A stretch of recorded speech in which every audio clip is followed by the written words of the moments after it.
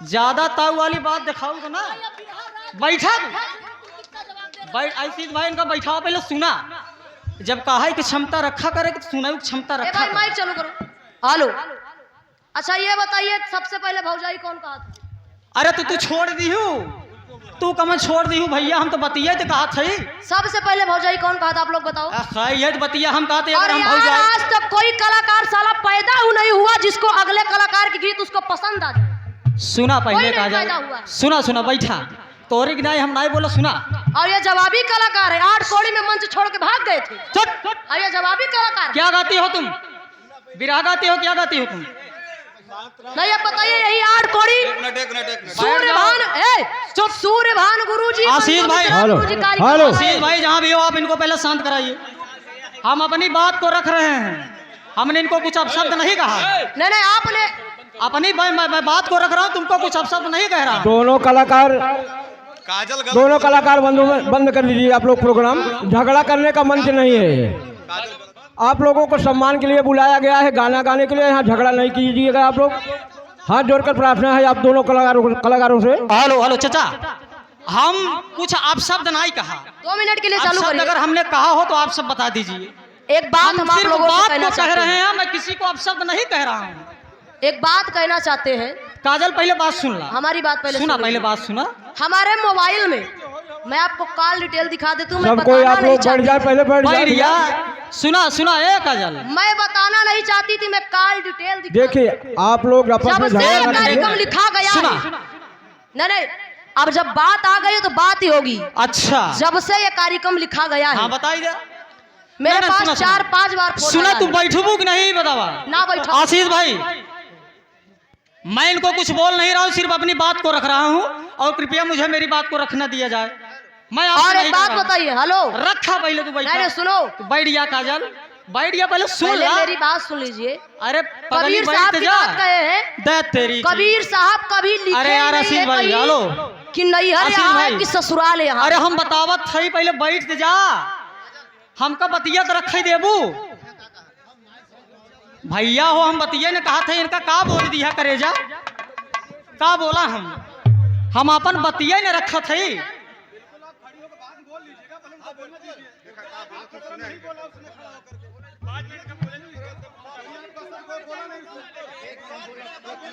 भाई हम बात को रख रहे हैं, हम लोग कुछ अशब्द गाया नहीं, गाया मैंने नहीं। हम नहीं खड़े होते, सुनिए, हम ना खड़े होते जब इन्होंने कहा।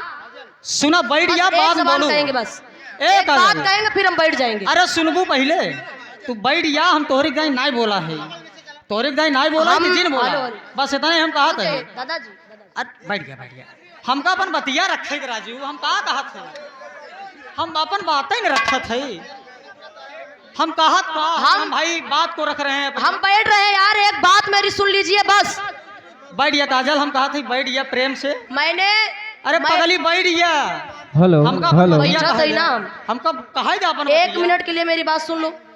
अब जब तू हमार नहीं सुनू तो हम कट्ठे हूँ सुनी तो ना सुना तो का के काट को सुनाई क्या? अरे तो हमका बोला ही ना भाई, जब तुहार नंबर है तो 1 मिनट हम बोल रही, फिर बोल लिया। का आकाश गुरुदेव का झंझट यार, हम कहते हमका बोला ही भाई, हमारा नंबर है, हमको बोलने दीजिए। हेलो हेलो, 1 मिनट काजल, हेलो। रुक जाइए बस 1 मिनट बोलेंगे, बस एक बात बोले। बैठ जा काजल, हमका बोला ही एक बात। अरे एक नहीं तू 2 ही बोलू, एक बार नहीं तू 10 बोलू। हाँ तो अब चुप रहे, हम बोले। लेकिन हमका बोला ही पहले हम बोला। अरे फिर ही पटकी पटका कैले, पहले हम बोला। अरे बोला ही दे, पहले हम बोला। पहले हम बोला। अरे हमको बोला। काजल जी आप थोड़ा 5 मिनट रुक जाइए, भाई साहब का बात सुन लीजिए, आपको भी मौका मिलेगा 5 मिनट के लिए। कम से कम हमारा सम्मान करो। बैठ गया, बोले देखा क्या बोला। अरे बैठ लीजिए 5 मिनट। बैठ गया, बैठ गया, बैठ जाइए काजल। आप मौका नहीं कर रहे थे यार। नहीं काजल बैठ जाइए, आप बैठ जाइए बस। बोलो भैया, आप लोग अपनी जगह पर बैठ जाए। सभी यूट्यूबर भाई से प्रो रहेगा, अपनी जगह पर बैठ जाए आप लोग।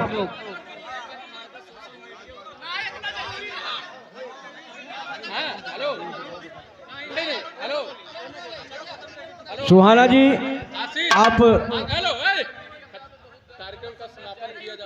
हेलो 1 मिनट, कुछ कहूंगा नहीं। हाँ बिल्कुल, मिनट आप बात सबको नहीं रखने बोलना दिया भैया। जाए। मैं कुछ कहूंगा नहीं भाई। अरे कम से कम सुन लीजिए क्या कहना चाह रहे हैं, कम से कम सुन लीजिए, उसके बाद ये भी बोलेंगी ना। भाई बढ़िया बढ़िया मोर भैया, हाँ बराबर बराबर। बतिया हम यही कहे कि काजल हम कुछ यहर वहर नहीं कहा। हमने इसी बात को कहा कि कोई भी इंसान अगर पैदा हुआ है तो माँ की कोख से पैदा हुआ है। अगर जब वो माँ की कोख से पैदा हुआ तो ओकर नैहर यही बना। कौनो अगर लड़की भाई, एक मिनट, लड़की अगर सयान हो जात है, ओकर जब बियाह हो जात तो नैहर ससुरे जात है। तो जहाँ पैदा हुई है वो नैहर है ना। तो मित्रलोक नैहर भागिनाई कहो, हम जाने चाहिए मित्रलोक नैहर भागिनाई। बिल्कुल। तो भैया हमारी बात कहाँ से गलत काटी जाती है? हम ये कहे ना, तमाम संत की वाणियों में लिखा गया है, तमाम संत लोग बोले हैं कि ये नैहर है, सासुर ऊपर है। ये सत्य है। अगर कोई व्यक्ति हो, अगर संत की बात की बाणी काट रहे हैं, कबीर दास की बाणी काट रहे हैं आप, तो कितने बजे बता दीजिएगा। ये संतों की बाणी है, कोई कलाकार नहीं बोलता, ये संतों की बाणी है, संत की बाणी है। कबीरदास ने लिखा है, ठीक लिखा है कबीरदास ने। अरे भैया शांत रहा। काजल जबरदस्ती बोलिए, गलत है। होई जब बिरहा होई।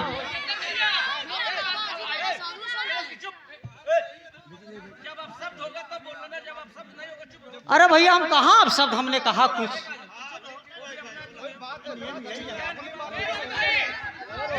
हेलो हेलो हेलो कभी जी मैंने अब शब्द कहा कुछ? वही बात ना, मैंने कुछ कहा नहीं, मैं तो सिर्फ बात को बता रहा हूँ और मैं कहाँ कुछ कह रहा हूँ।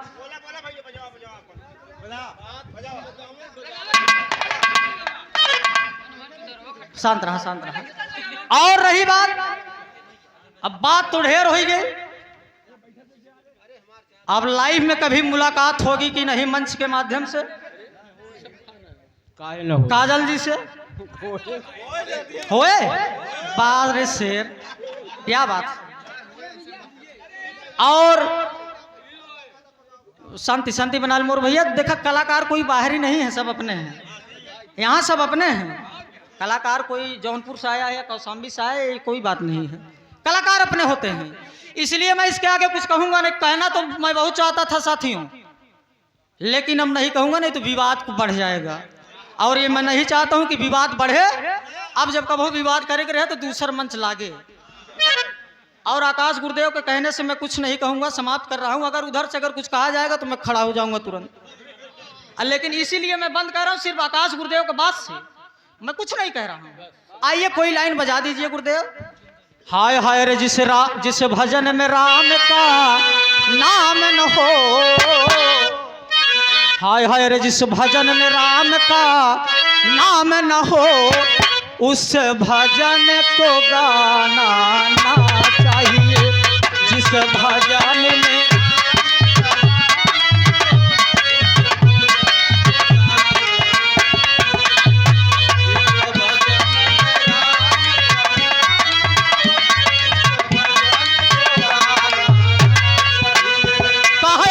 भजन में राम का नाम न हो, हाय हाय उस भजन को गाना ना चाहिए।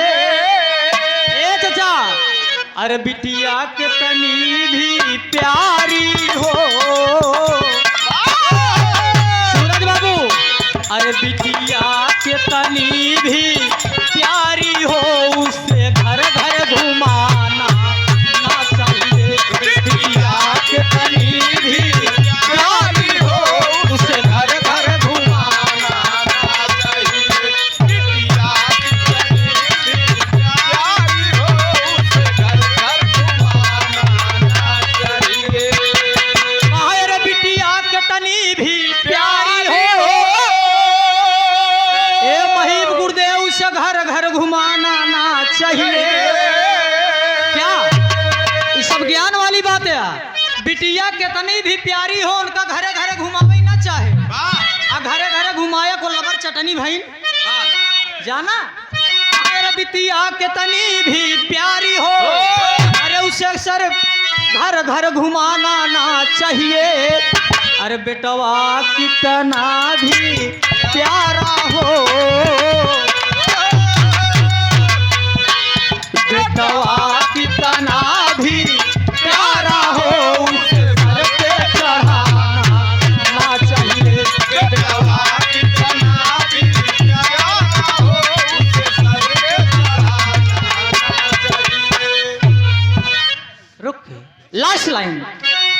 खत्म कर दी ना।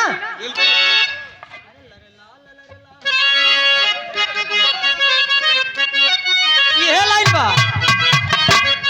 हाय हाय अरे नरमी कलैया सुकुआर हो, अरे नरमी कलैया रे,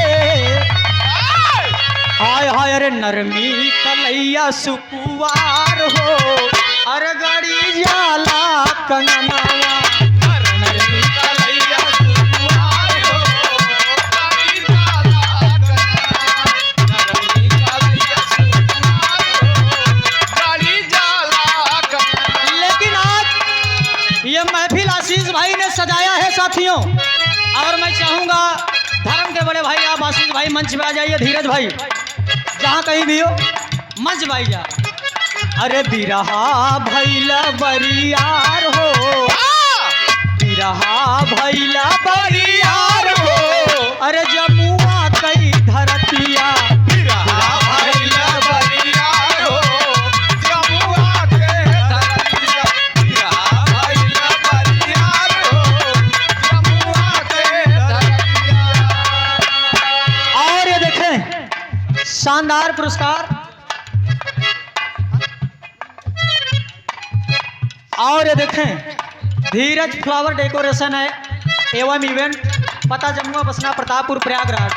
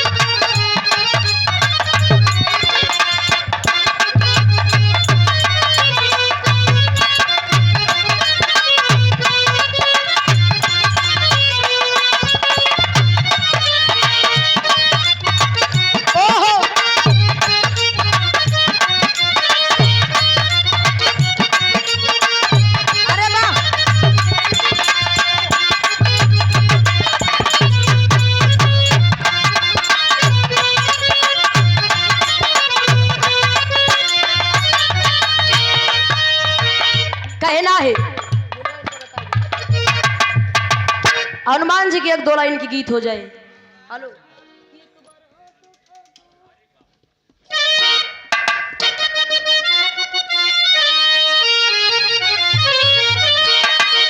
हर एक की जो समुद्र बढ़ाई दो, ज्यादा चढ़ ही गए, एक पर्दा खाली कर, एक पर्दा। अरे जो समुद्र पार किए, अरे श्री राम के लिए, कि जो समुद्र पार किए, अरे श्री राम के लिए, तो एक बार हाथ उठा दो, हाथ उठाओ सब लोग, हाथ उठाओ तब गाएंगे, कि एक बार हाथ उठा दो वीर बलि हनुमान के लिए, एक बार हाथ उठा दो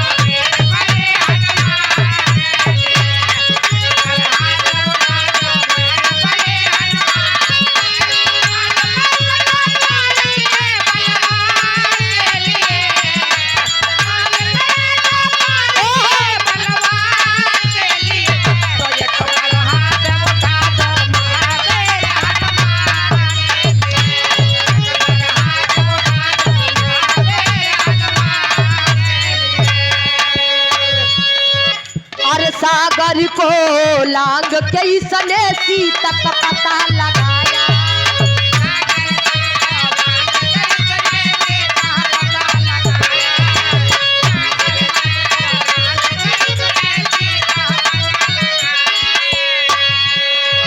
अरे प्रभु राम के नाम का डंका लंका में जो बजाया,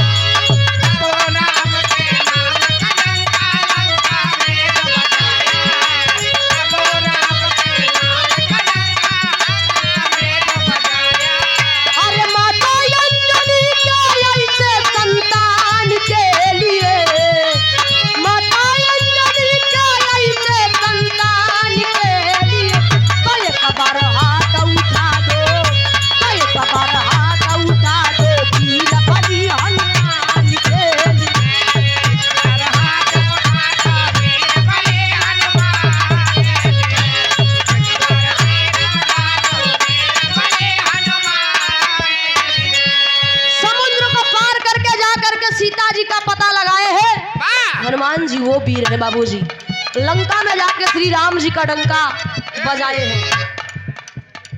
लक्ष्मण को बचाने की जब सारी आशाएं है टूटी,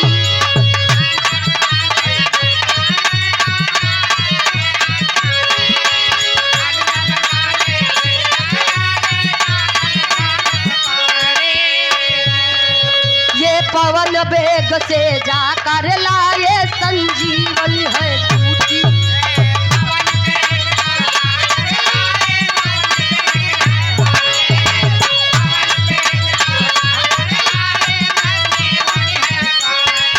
अरे पर्वत को उठाने वाले बलवान के लिए,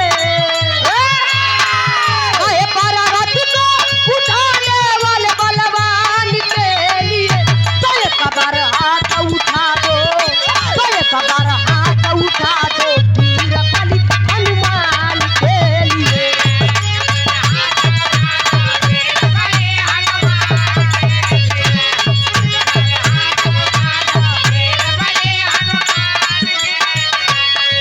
अरे झूम रहे हैं, कहे झूम रहे हैं पावन गुंज को सुन के पृथ्वीवासी,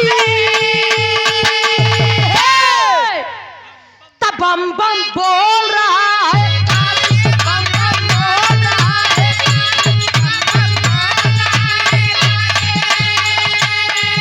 अरे विश्वनाथ का डमरू बाजे नाच सब सन्यासी,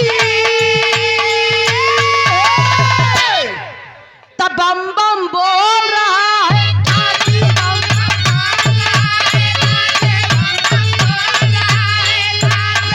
अच्छा बस ये आखिरी लाइन है, आप सब लोग मिल करके एक बार हमारे साथ गा दीजिए, फिर गीत की समापन हो जाएगी। हर मुक्ति मंत्र ललकार बना के बोले हिंद निवासी, सब लोग कि बम बम बोल रहा है, बम बम बोल रहा है, बम बम बोल रहा है, बम बम बोल रहा है, बम बम बोल रहा है काशी। हेलो